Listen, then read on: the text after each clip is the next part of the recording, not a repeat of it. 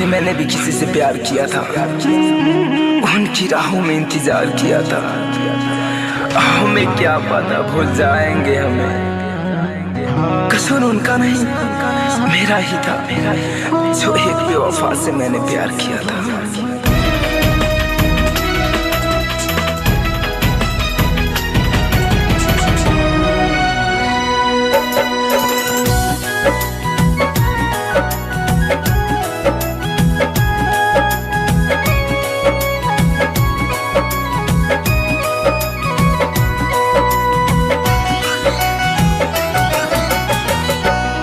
कोई प्यार किसी से मत करना, कोई प्यार किसी से मत करना।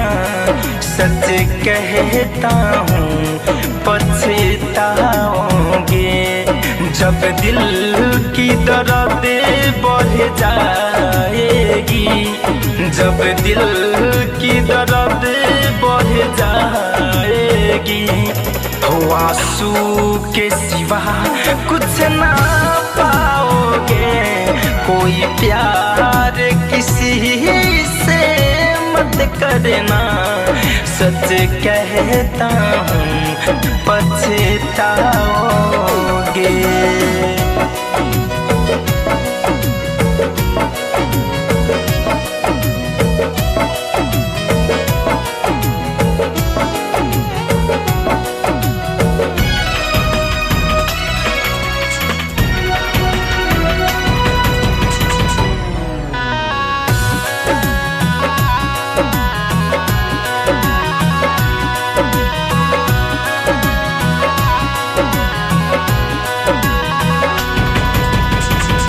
लैला मजनू हीरे रंझा, ये भी एक दीवाने थे।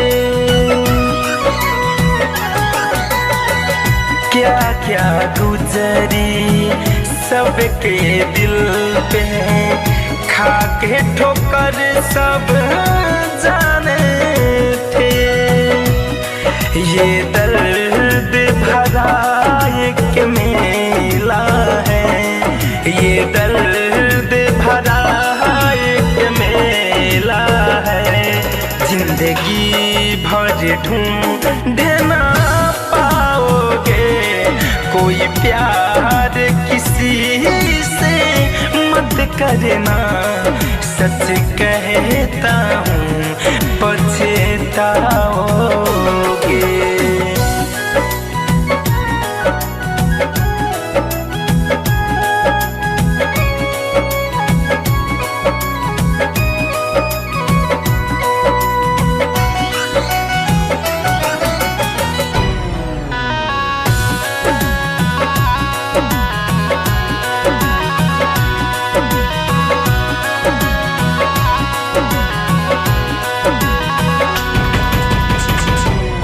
बेवफा जो निकल गई तो उसको ठोकर भी खाना है।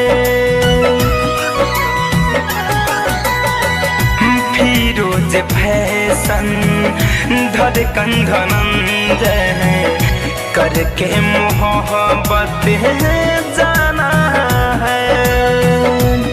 वो कफन भी उठाने न आएगी, वो कफन भी उठाने न आएगी।